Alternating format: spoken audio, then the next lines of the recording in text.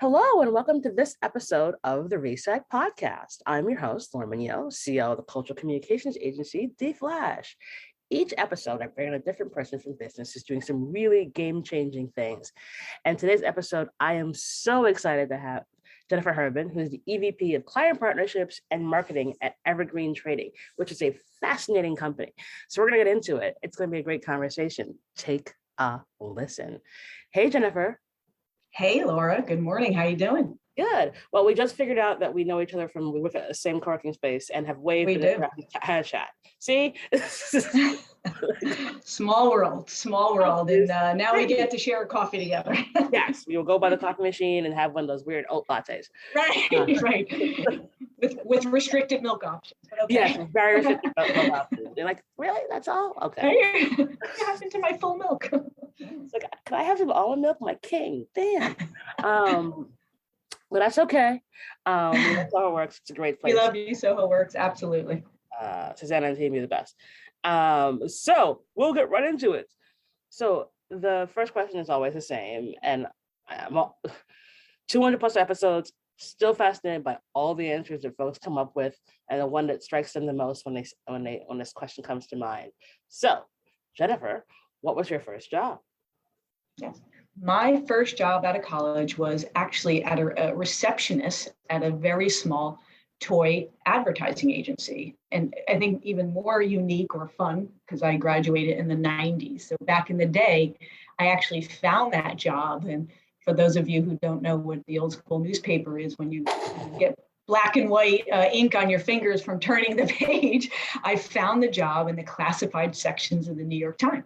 Wow. And, yes, true story. Paper, actual paper? True story. I picked up a paper. I had my pen out. I don't even think that I had a highlighter, and I circled all the different, help wanted ads. And it was, I don't know if many or any of your listeners will recall this either, but out of college, when you went to a recruiting agency, you took a typing test. So I had to take a typing test, and on my resume was the words per minute I could type. And I found this job, and it wasn't about the receptionist clearly that excited me the most. It was about being an independent small toy agency. So I interviewed at the toy agency, and I got the job. And I sat in front of a massive switchboard. Oh my God. Yes, like back in the day that you could imagine, you didn't have the 8 buttons that a typical office phone might have right now. I'm talking like 80 buttons of lights going off, and I worked my way up that organization to being an account executive at a wonderful entrepreneurial company. So I started at the very bottom. I guess the only other place you can start is the mailroom, because I've heard that from different people, but I started at the front desk as a receptionist, ordering lunch, answering phones, and actually learning about the business, because there was only about 15 people there. So it was wonderful. It's always so fascinating when folks talk about these first jobs, because they just correlate to what they do. And right now, because it's the one that pops in your head. That's always the thing that's so fascinating. And similarly, you got a chance to grow with a company, and it was what they were doing that fascinated you. And I'm sure absolutely that correlates to what you do now.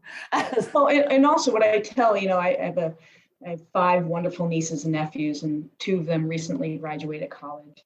And I always, express to them that you don't necessarily have to work for the biggest and brightest brand at the time to move throughout your career. Sometimes starting in a smaller entrepreneurial place will actually give you an advantage, because you are exposed to so much more than you would ever be if you were one of many at a massive ad agency, or I eventually got myself to gray advertising, et cetera. But if I would have started there, I might have not been I definitely wouldn't have been exposed to so much learning so quickly, and exposed to every aspect of a business: the creative side, the business side, the executive management side, the financial side. I mean, I saw it all. So I still continue to this day think that there's a great advantage to starting at small organizations that are doing entrepreneurial stuff. And it's kind of where I ended up in the latter life of where I am now. But yeah,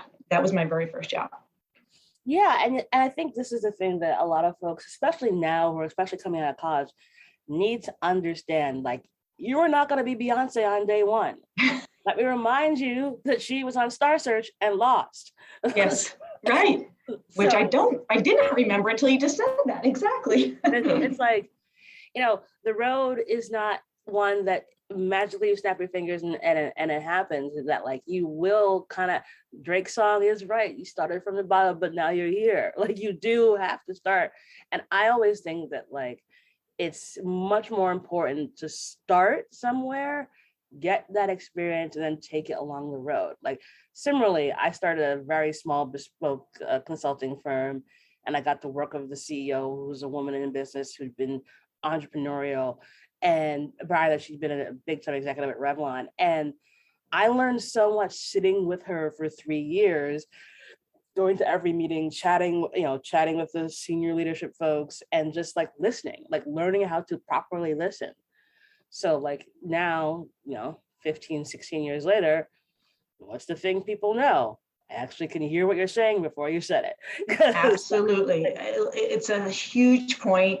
Active listening, the same thing that, you kind of, it's some of it is innate, other parts of it is learned. But to your point, when you're able to be in a situation where you can observe all kinds of levels of thinking at one table, it's just priceless. And I truly think it gives younger executives an advantage. You gave a great example about Beyonce. I'm a sports fan. I actually worked for the NBA for years. We could talk about that too. But I always remember the Michael Jordan story. He was never the starting basketball player. He was just the hardest working. He was on the court, in high school, after practice, after games, shooting the ball. So,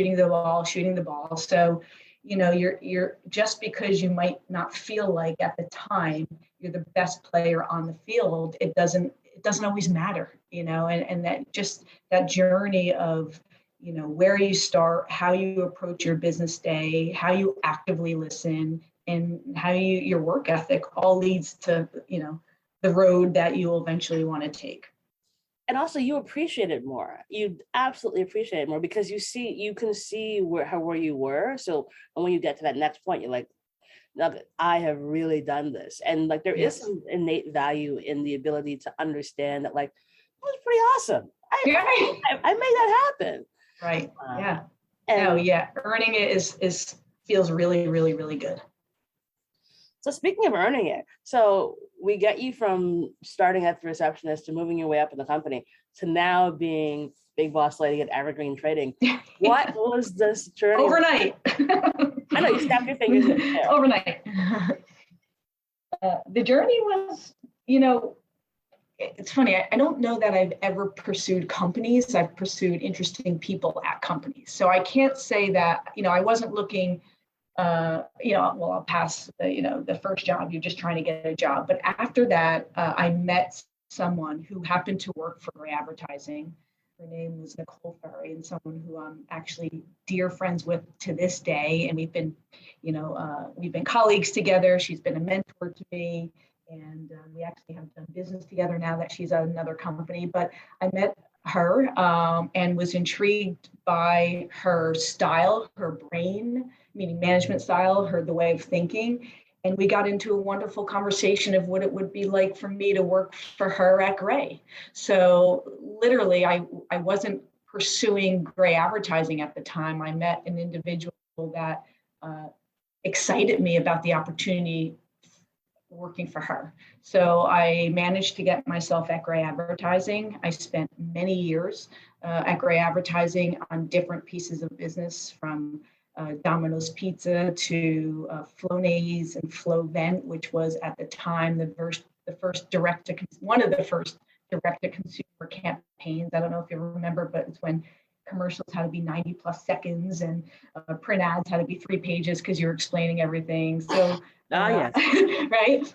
So I worked on Olive Garden. I had a lot of different tremendous category experience within that organization, just by continuing to do the work necessary to be the best account executive I could be. You know, the other interesting part was I really always thought that I would want to be somebody in the creative world, but I never fancied myself too creative. So I thought, well, I can't be an artist, I can't draw, I can't be a designer, I can't design, but I love the world of creativity. And I didn't realize that there was a business aspect to being creative. And I would say both my early days at both Posnick and Kolker, which was that toy company that I started at in Gray, helped me understand that advertising on the account executive side was just a way of seeing creativity differently, really from a problem solving perspective. Yep, so it started to hook me then. You know, it's just, I was like, okay, I could be within this creative environment and still apply my own strengths to it. Awesome. So how did we end up at the NBA and then to Evergreen Trading? Yeah, so the NBA, similar scenario. I was actually part of an organization called Women in Sports and Events. And I joined that organization for twofold. I've always been very passionate about the sports industry. And as an executive at the NBA, I was always looking for new opportunities to potentially bring in new business clients, quite frankly. So I joined this female networking organization called WISE, Women in Sports and Events. And I met another woman there named, I don't know her maiden name, but her name is Jenifer, I think it was Nelson at the time. And she worked for the WNBA. And quite frankly, I was pitching her on our company's help in branding the WNBA. And then she started to recruit me to work for the NBA. Once again, I wasn't looking to move to the NBA. That wasn't even my wildest dream. It was like, I would be able to work for the NBA. I mean, didn't even think, it wasn't on my vision board.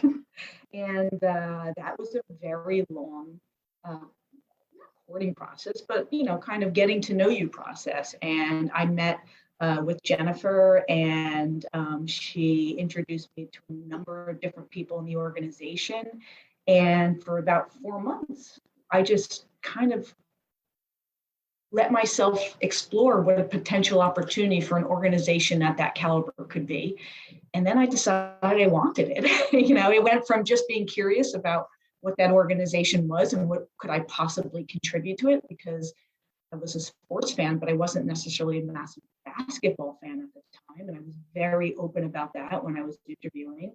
And they loved that about me. They loved that I had a different perspective on what marketing could be, et cetera. And I spoke at the time with Mark Tatum, who's now the deputy commissioner at the NBA, and I ultimately reported up to him.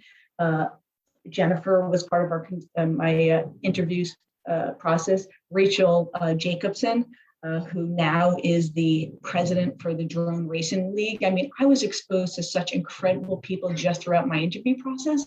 I thought, how could I not want an opportunity here?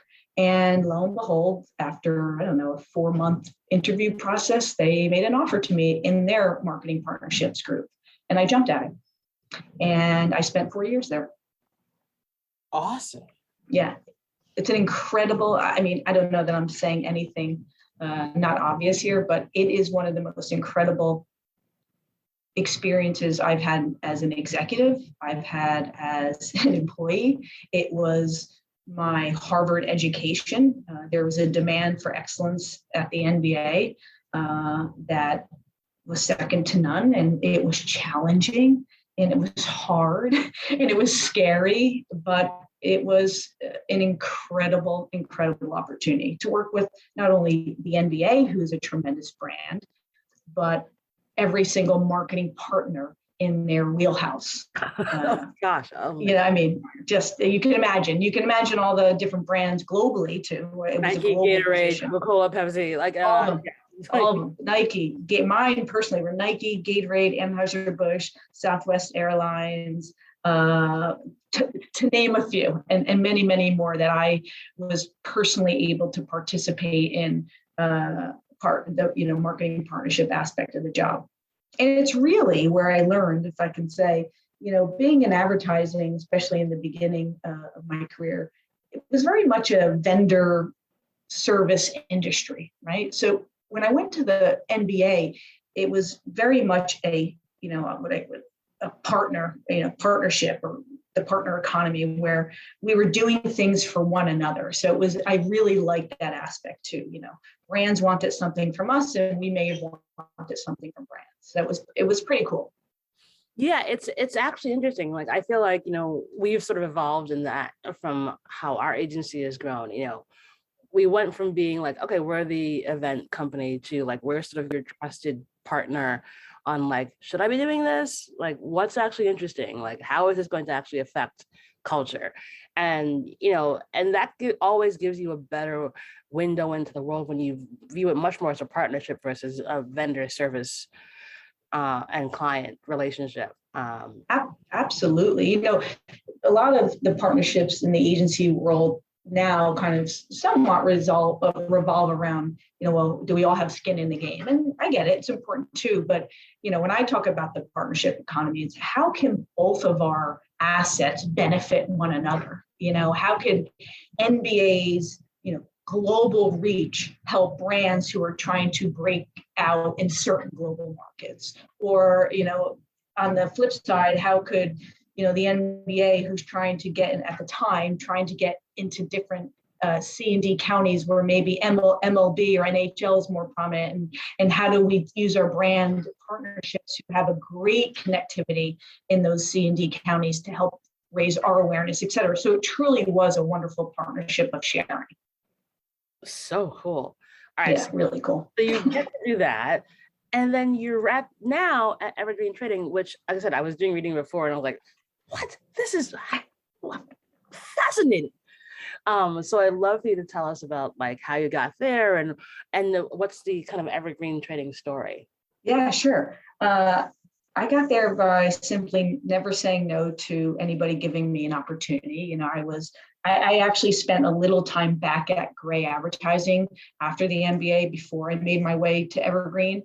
But I got a call one day from somebody who I used to work with at Gray, who said, you need to check this company out. They're in Pearl River, New York. And I'm going to pivot a little bit because I didn't go right to Evergreen. I went to the media trade or barter industry first. So I went to the company previous to Evergreen. And once again, I met a gentleman who I work for today named Mark Ordover. And Mark Ordover talked to me about an industry that I never heard of in a way that was more special than any of the kind of sexiest brands I've ever worked for with Gray and the NBA. There was just something so innovative about how this industry was using media investment to solve financial problems for both media vendors and brands and big brands at that. So once again, I met somebody. I wasn't pursuing it, right? I met, and it truly is. It's an aha moment for myself, because I think it really is interesting. And I don't know if this is unique or a lot of people share experience where I've truly been attracted to individuals at a company and never really pursued the brand itself. And I'm so fortunate, because I might have never pursued this, I would never have pursued a career in corporate trade because I didn't think it was for me until you meet a person that can demonstrate that, wow, I can actually see myself here. So I've spent the last almost 12 years in media trade, media investment, and I currently work for Evergreen Trading. And, what we do is really, really unique and innovative. We're essentially a business tool that helps clients, again, on the brand and media vendor side, mitigate risk and just navigate what we're in now, which can be a really uncertain economic future. And we do that essentially at the heart of what we do as a media investment firm is, provide capital to media vendors to help them solve a financial need. In return for that risk that we take and the capital we provide, we have access to unrestricted media futures that we get at below market costs. And the fun starts is when we're able to then leverage that position that we have and go to different brands and solve different needs for them. So let me pause and give an example, because I don't want to get too far down the explanation needs without bringing it to light.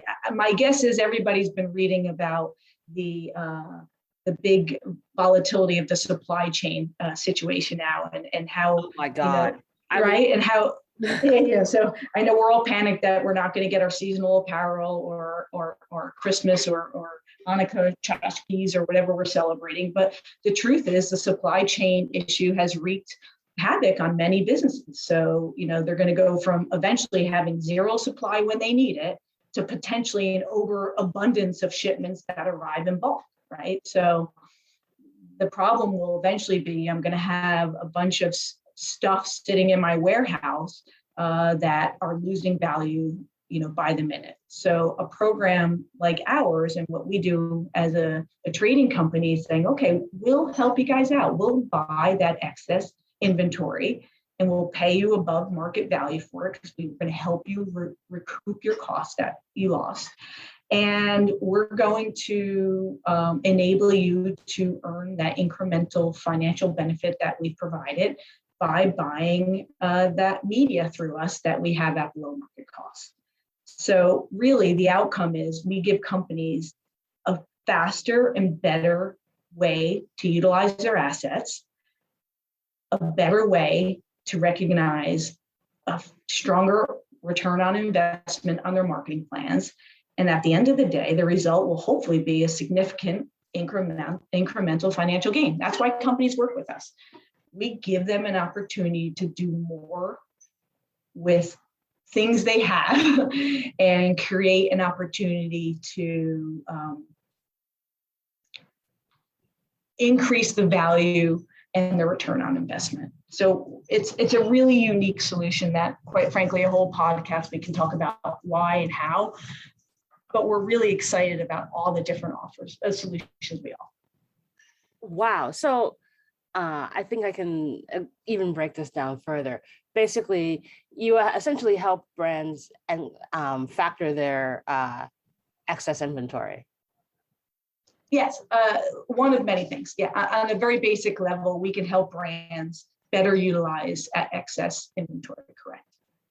And then they can make a profit on that. So especially now as folks are trying to figure out, what do I do with all these extra widgets?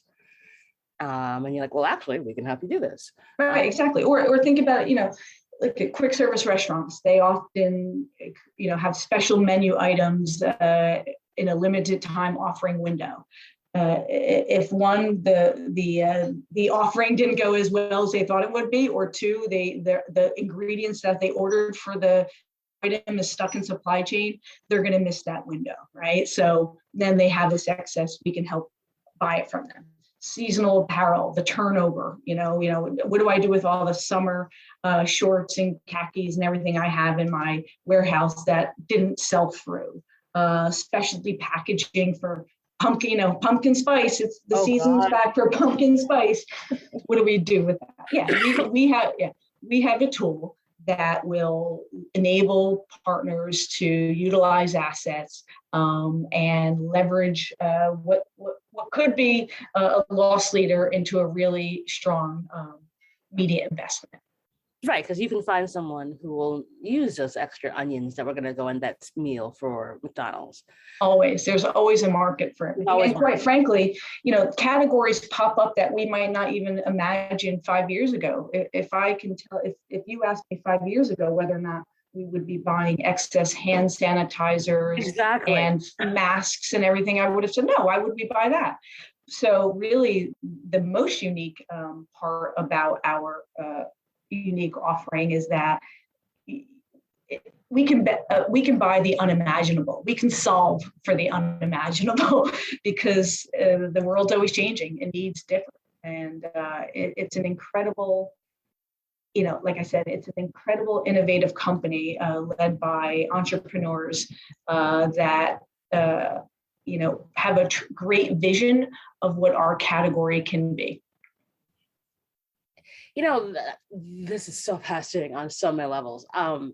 One, because last year I helped, obviously, a nonprofit help get PPE to hospitals and organizations that needed it, because obviously it was a disaster. Wish I knew you last year. Yes. Like, because we probably could have helped the problem we had. But two, I think, we're all seeing this sort of global supply chain issue happening right this very second, because if you're trying to order anything, things are delayed. I mean, we have clients all around the world, and we're running into this issue whereby we did something in Mexico where we could not find Wi-Fi hubs. Because everyone's at home in Mexico, and so there are no Wi-Fi hubs. And it's crazy to think that that actually happens, but no, between everything being stuck in ports places, and people under ordering because of the world we used to be in 2019, you've got all these really interesting opportunities for companies to be like, hey, we've got extra stuff, here's how we can make this work. So 100%. And really the companies that are best suited for us to partner with, it's twofold. Typically the best way to kind of start in a partnership is if there is some sort of kind of asset pain point. And we're talking about, right now we're focusing on the supply chain, but it could be real estate, it could be committed media upfronts that are not working for them, committed sponsorships, sports sponsorships that are not giving them a return on investment. So there are many quote unquote asset categories from soft to hard that really work within our solutions program. Two, the companies that we work with do have to have a media spend, because when we purchase assets from brands and or help them with financial needs and give them a cash injection potentially for either getting out of a financial commitment or partnering with a sports sponsorship, because we're not an agency that charges fees, we ask them to spend media money back with us, so that they can get even more ROI in their media marketing spend because of that future position I told you about earlier. And two, that's how we as an organization make our money back as well. So, the two key elements that make for a perfect brand for us is one, you have some sort of pain point that we can help you with. And then two, you have a media spend that you can dedicate a portion of it, not all of it, but a portion of it through our program. Yeah, no, that's remarkably innovative and just makes perfect sense. It's And what I will say, we talked about active listening before, is while partners often start working with us for a specific pain point, like, okay, I got a supply chain issue, et cetera, the needs that happen over the term of the partnership often change. I had a client call me, and my favorite story is I had a client, Laura, call me on her commute to work just to chat. And she just needed some space and air to breathe. And she said, oh my gosh, I can't believe that I overspent my budget. What am I going to do? Da, da, da. I said, I can help you. I can fix that. Media trade can fix that. We could work on helping you kind of cover the cost of your overspent budget if you commit to certain advertising spend with us over the next year or something like that. So just being able to pick up pain points throughout and actively listening to what your partner's saying just is a wonderful way of, again, going back to that partnership economy, right? To help each other out. Yeah, and I think, especially now as we're in this really unique set of circumstances that has completely upended every single industry, that the need for smart partnerships, innovative partnerships is absolutely so necessary. And it's not being like, well, oh, that would never work for me, but let's have a chat. Because maybe there's a way to find a happy medium where we can get something to work for both of us. And I do think that as a result of the last year and a half, that conversation of, oh, that could bring to work together is much easier to have versus before. I think folks were far more close to this and we're suffering because of it. But I think we've had to break down a ton of walls and flatten out our industries a lot more as a result of all being forced to be at home, and that we all got collective issues. Yeah, 100%. I mean, why a partnership? Let's no way to do it. and working from home has certainly provided its challenges in how we sell ourselves, our company, and how we prospect. It's, our journey together in the sales cycle is a longer one for our industry. And it happens a lot when you're sitting next to each other, either at a dinner or at a conference room, because there's a trust you have to earn when you're pitching a business like ours. And it's proven to be a little bit more difficult over Zoom. And how do you present? And how does it look? What does it look like? And can you get your message across via slides on a PowerPoint page? Or, so it's definitely been presented its own challenges for us as well. But you all will obviously see your way through. Yeah, well, hopefully. Well, lights are turning on. People are actually going to Yes. again, which is fantastic. I go, oh my God. It was like, can we just go to dinner? Well, Yes. Like I said it to somebody else. I was like, can we just meet? Because like I'm so tired of Zoom, and like I'm sure we'll solve this in 5 minutes. So I'm having lunch with her today. I'm like, see, easy. Right, exactly. Yep. So, looking back on your really awesome and unique career, what was the challenge that you had to endure, and you're like, there's no way I'm getting through this, and then you did? So many. Every day. Well, listen, there's personal challenges, right? And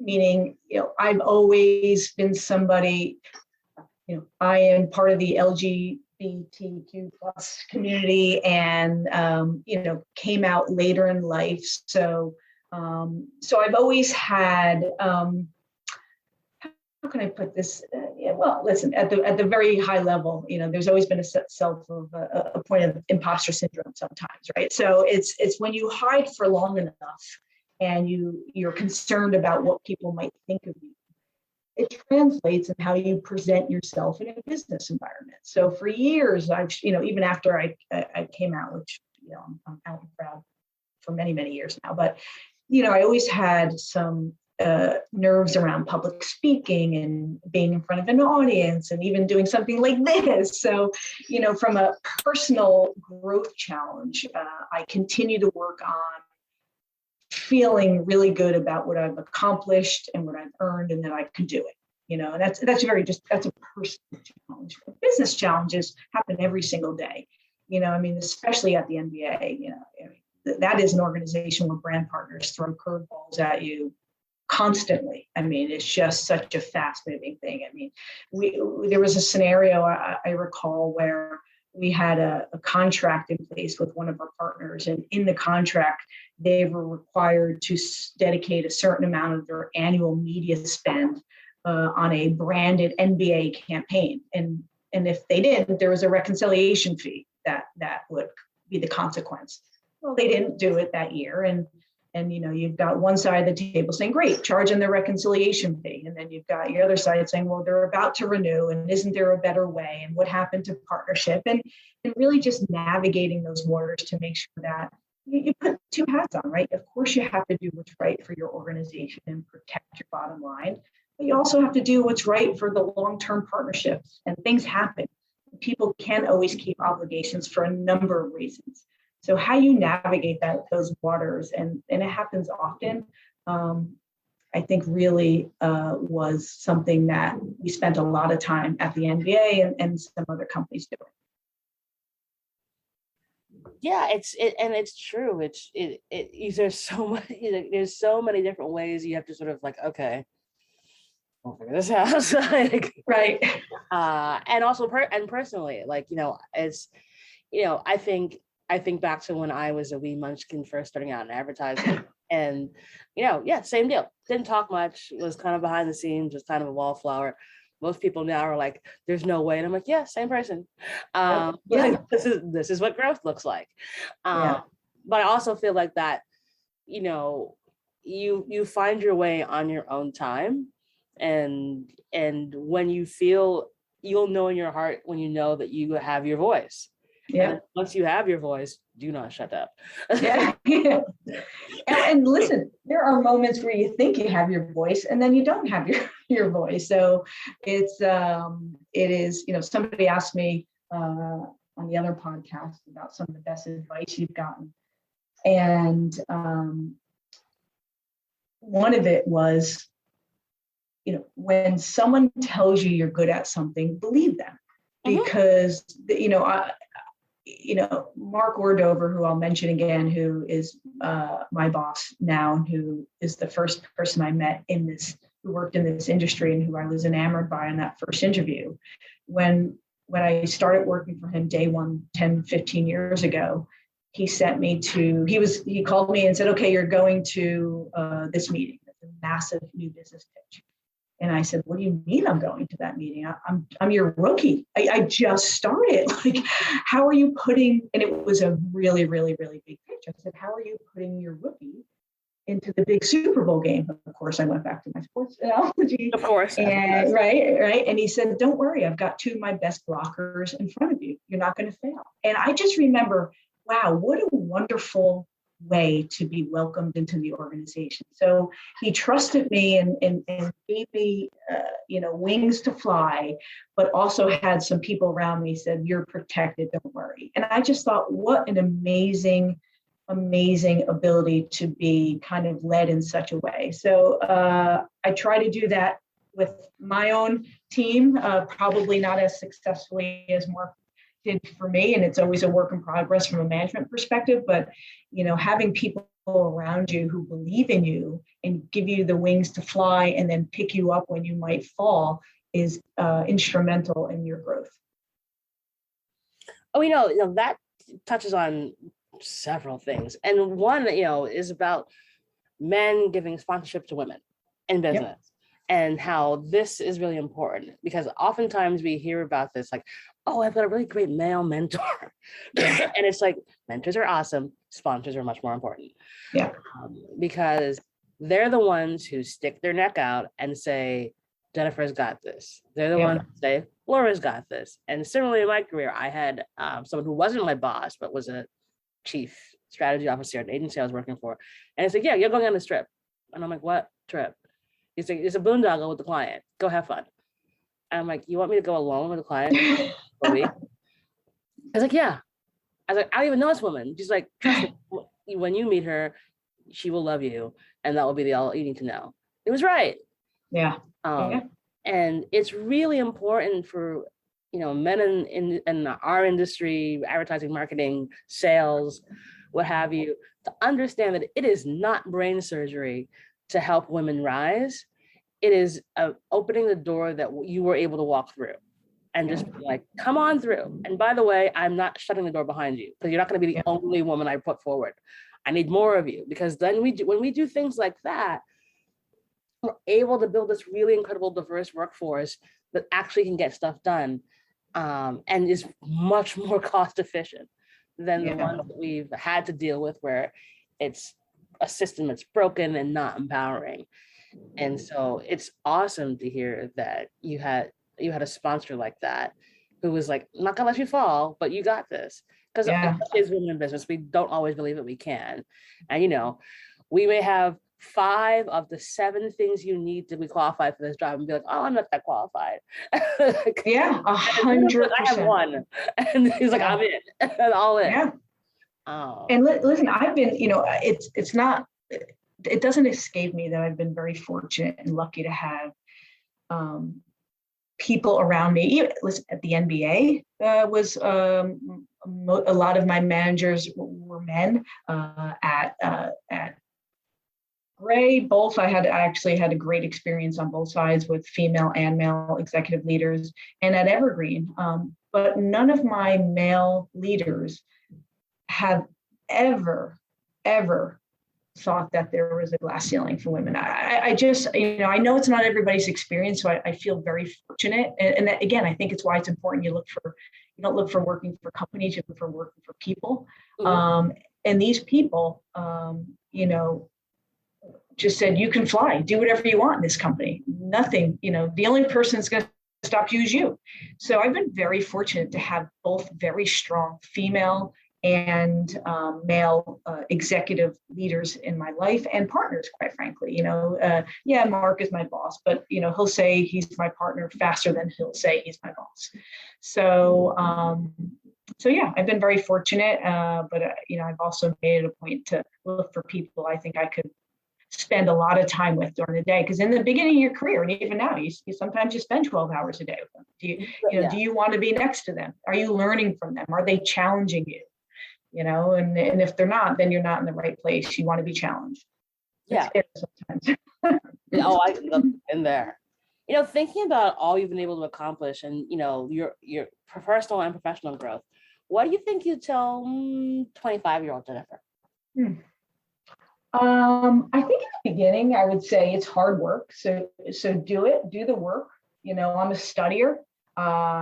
Sometimes we don't let studying and preparation get away from your ability to pivot though, but kind of rolling up your sleeves, doing the work, studying, not working for a person, not for a company. I can't say that enough.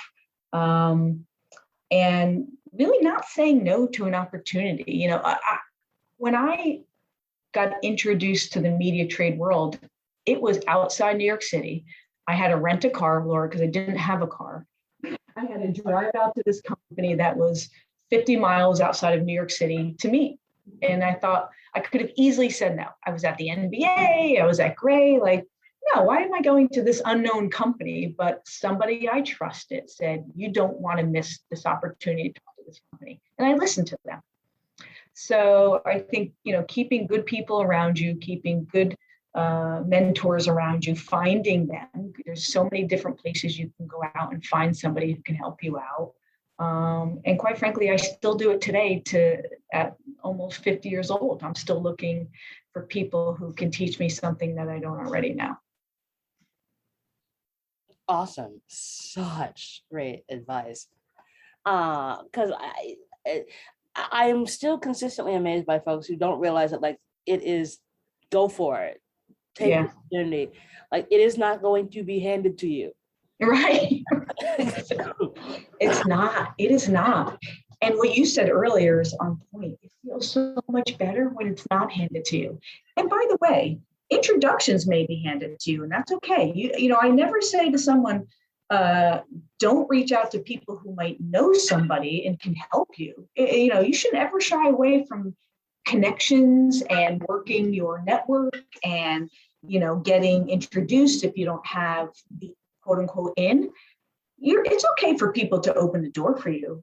You just have to do the work to get in once they open it, so I don't want to put out there that it's not okay to get help to get in somewhere. 100%. Get all the help you can, but do the work. Well, that's the thing. It's again, I may open that door for you, but you're the one that has to walk through it. That's right. And take those opportunities. I always say to folks, go to the happy hour, go to the meeting, go have the coffee, but also build relationships that are not transactional. Yes. That's the most partnerships. They should be hey, haven't talked to you in a bit, want to grab a coffee and just catch up. And remember that when folks know that you exist and are reminded of who you are, they're oh wait, dude, I was just talking to Jenifer because yes, this makes good sense. And the universe provides. I think that we forget nope, it does. Right.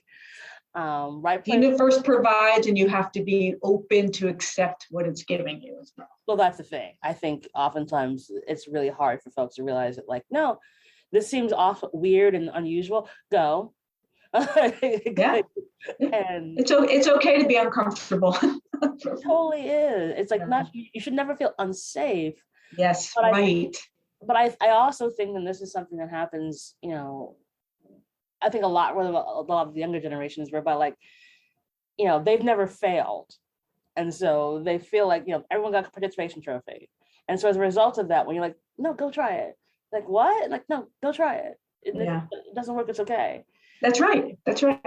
But hopefully you have a network around you that, because to your point, it's scarier to fail when you're a younger executive growing up than when you are maybe someone who is like me, where okay, if I fail, I pretty much know who I am. And if I fail, that means I was just trying something new. So I want to recognize it's definitely harder for, younger executives to take that leap, but it will get better. It will get easier. And it will be noticed, I think, by your organization that you're somebody who thinks a little bit differently. It's just necessary to make it happen. So, you've been working from home, and Soho Works, our fabulous office. Yes. What in the world do you do for your self-care? Ooh. I am I run, as I told you earlier. I went out for a run this morning. Clears my mind in the morning. I get up, so I live with my wonderful partner. We've been together for 7 years. We live in a smaller apartment in Dumbo. So getting my own space is crucial.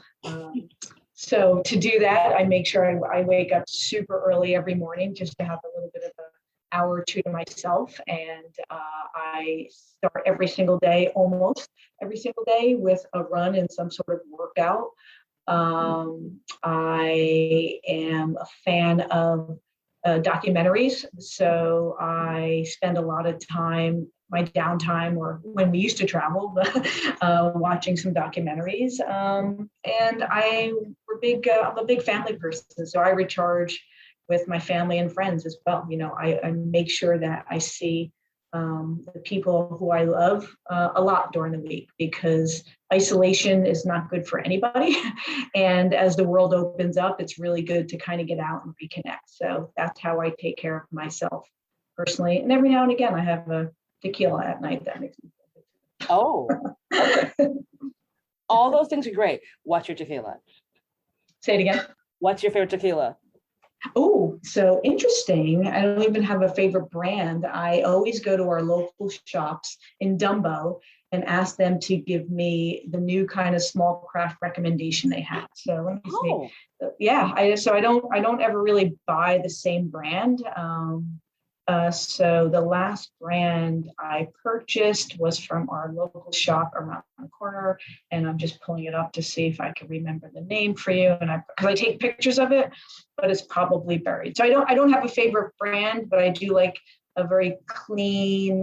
So I might spend a little bit more money on a tequila, so it's nice and clean, and neat. So I can either choose to drink it on its own or throw a little habanero in there and get a spicy margarita going.